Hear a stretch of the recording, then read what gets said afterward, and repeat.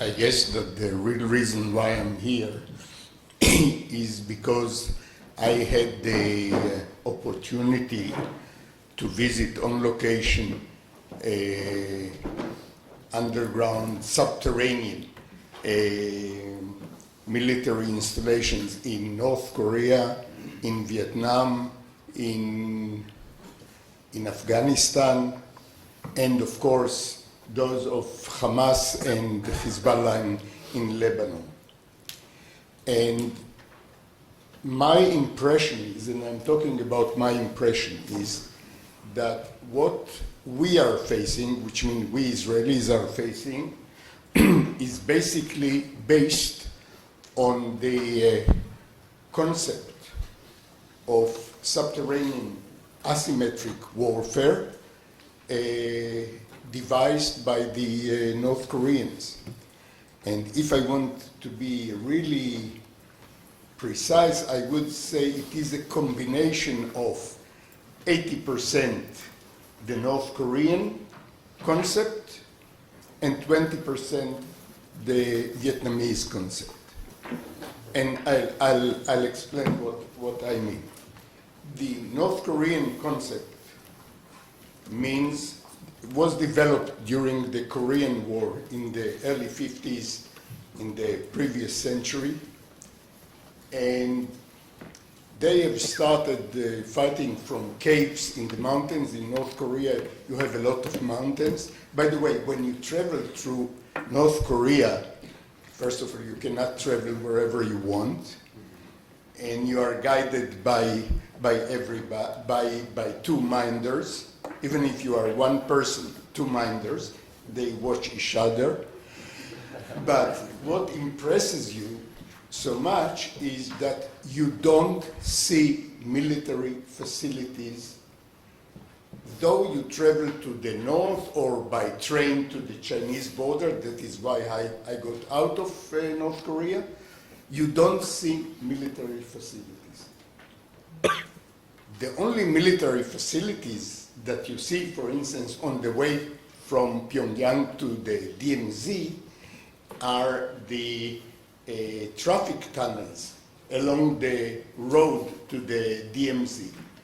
And the traffic tunnels are devised, you can see it easily if you are familiar with military affairs, you can easily see that there are always two tunnels, never one tunnel, two tunnels, and there is a passage between them. So you can rotate a BMW 21 rocket launchers from one, after they got out shot, they go to the other one, and the next, like in a magazine, coming after them. And it's so obvious that they do it, that they try to protect also the entrances of the traffic tunnels. And this is the only sign, the only impressive sign of military activity that you can see in North Korea. Now back to our situation. What is the North Korean concept? The North Korean concept is that you go to the underground and you fortify yourself inside it in order to conduct hit and run operations, though on a big scale, from those underground installations, including firepower. For instance, if you use artillery, you hide it in caverns in the mountains. They wait until the aerial reconnaissance or the aerial attack enemy is gone. They go out. That is how they did it in the Korean War. They go out, shoot, and run back to the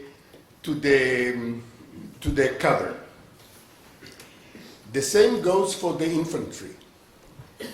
They hide the infantry and let the infantry or the ground troops of the enemy come close to their hideouts. And when the enemy comes close to the hideout, they let them pass them and they attack them from behind in hand-to-hand combat, in which they have a local numerically or quantity advantage. This is the way the Hamas in Gaza and the Hezbollah in Lebanon tried to do. The Hezbollah also got help and advice from North Korean experts, and they needed it because in Gaza they have the advantage in the Gaza Strip that the soil in Gaza is very easy to dig and it's relatively stable. It is a mixture of clay and sand.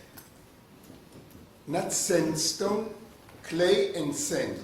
And the clay and sand, if you add to it some concrete arch-like structures, which are produced very easily in the, it is exactly like a tunnel built in a granite rock in the North Korean mountains.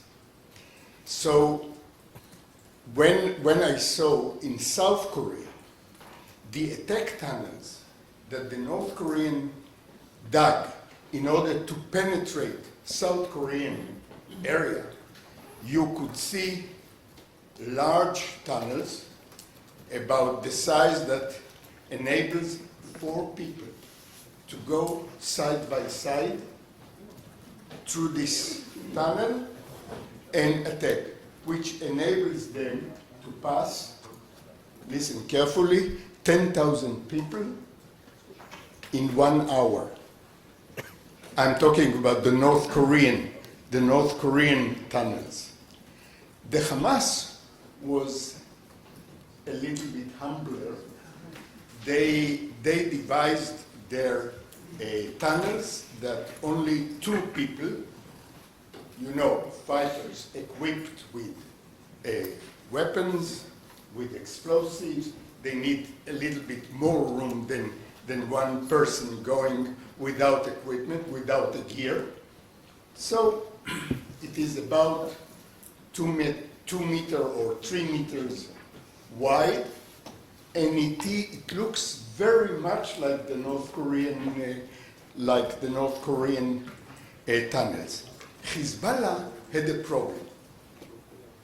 Unlike Gaza, that they could dig literally with no mechanic equipment. They simply dug their tunnels with cups or with spades or with other instruments, and this is a big advantage because they don't create noise. And most of the detectors, the sensors that are being used to counter or to uncover tunnels are acoustic sensors. And if you don't use air hammers because, or other things like this, you don't hear noise. And on top of it, there are a lot of noises, natural noises, in a heavily populated place like Gaza. You have a lot of noises, even in the night, that block the acoustic noises that digging makes. So it was very difficult for Israelis, for Israeli army, to detect exactly the tunnels. And I must tell you, the first 2 tunnels to be uncovered were uncovered by the rain. There was heavy rain in the Gaza Strip and around, and all of a sudden, members of a kibbutz, Israeli kibbutz, saw in the middle of the field a big hole. They peeped inside, and they saw a tunnel that was supposed to serve as attack tunnel. In the north, the soil, the ground, is geologically made of rocks, chalk, dolomite, which is a very hard rock, and I forgot the geological name of the other one. Limestone. It's soft. Limestone. Yes, limestone, kirton. We call it kirton. It is very white, soft, easier to dig in, and things like this. I forgot to mention that in Gaza there is a limit to the depth that you can go. The limit is the water, the underground water.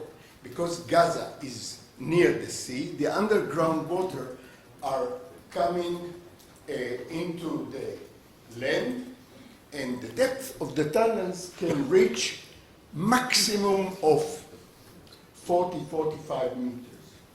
It is not enough according to the North Korean concept. But in the Hezbollah went exactly by the North Korean book, and they dug it. So do the Iranians, by the way. For whoever who doesn't know, the Iranians are doing exactly the same.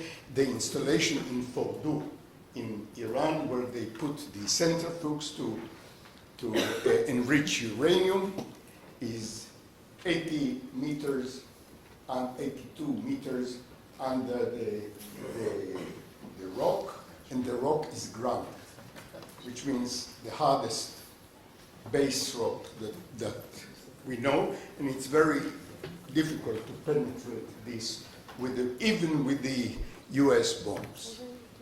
Anyway, in the north, Hezbollah dug it in the rock, but they had a problem.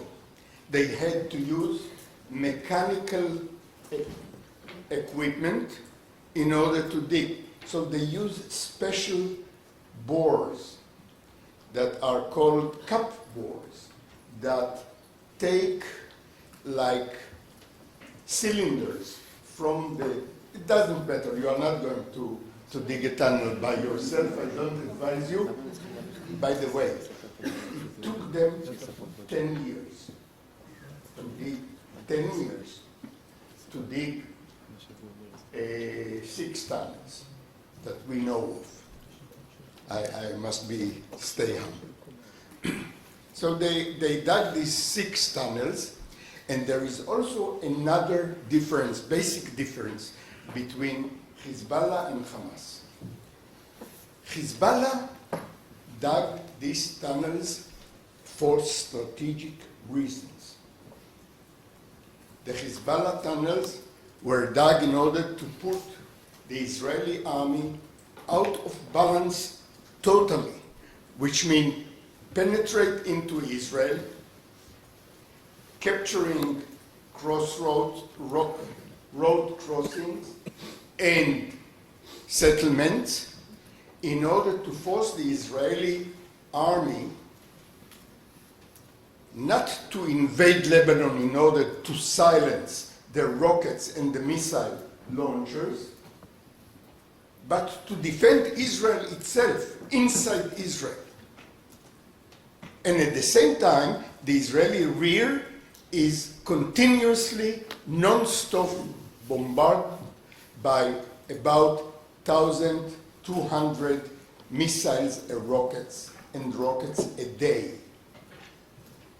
And when I'm speaking about the Israeli rear, I'm speaking about the military rear and the civilian rear of Israel.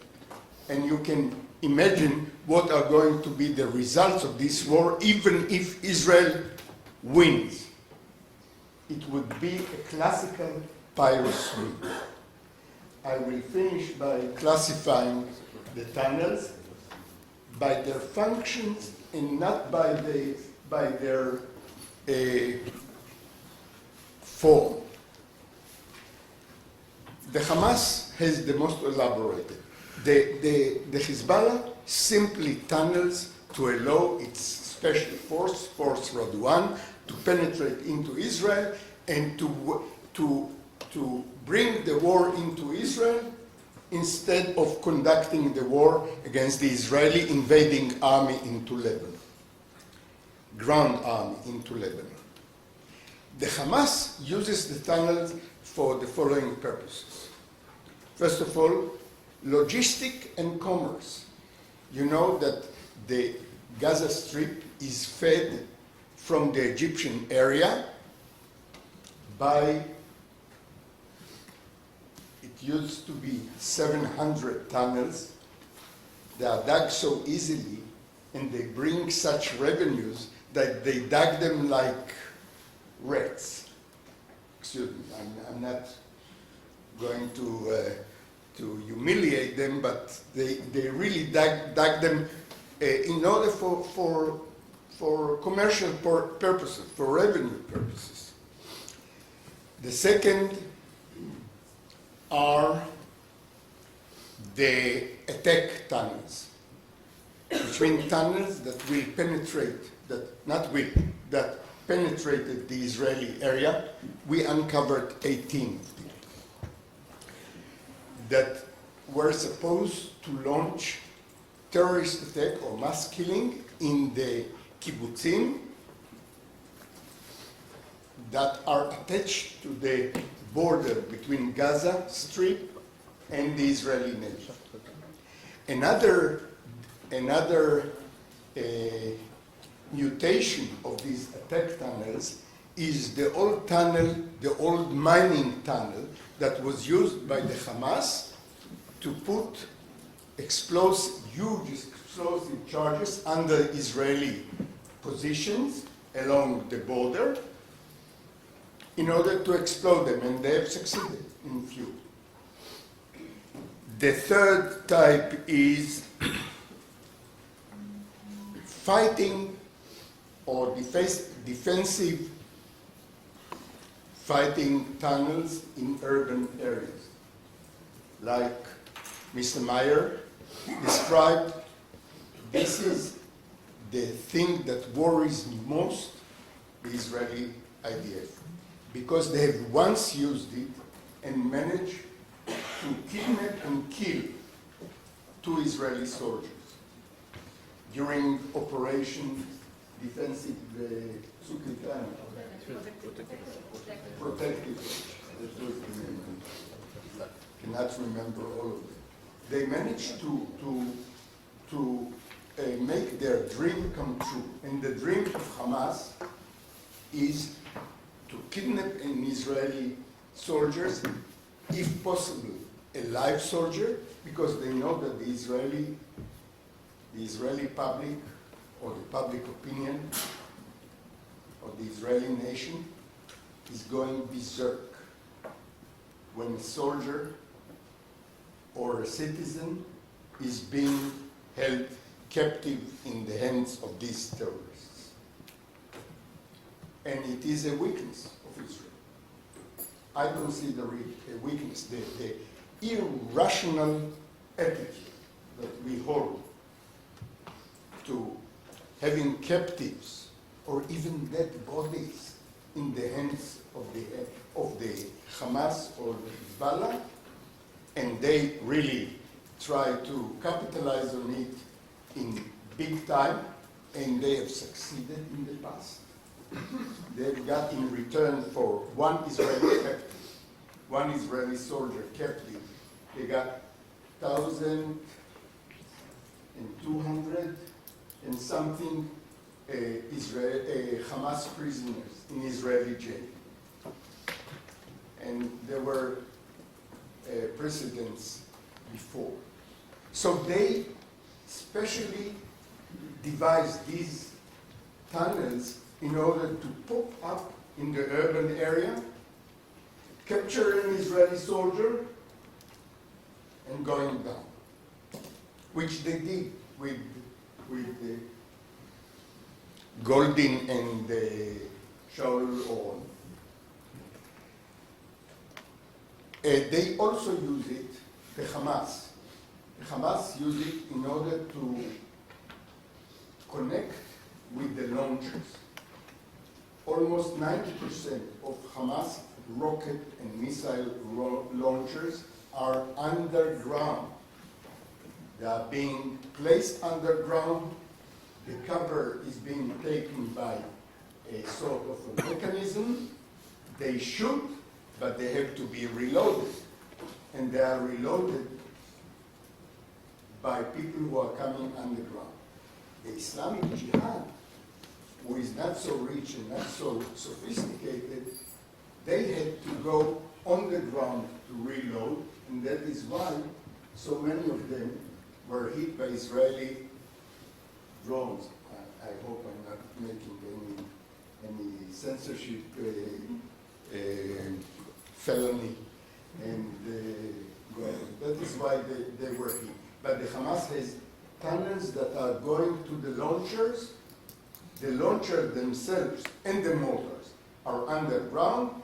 They shoot, you cover them. That is why, and here I will go to the last remark of mine. That is why there is no way to fight subterranean enemy without being there. Being there, that means ground maneuvering to the enemy's area, and until you are there and you can put your hand on the tunnels and all the entrances, and I'm talking about entrances, they have entrances that go to a zigzag tunnels. Until you get there and you put your hand on all of it, you cannot say you have won the campaign. I will finish here. I have more to say, but I will finish.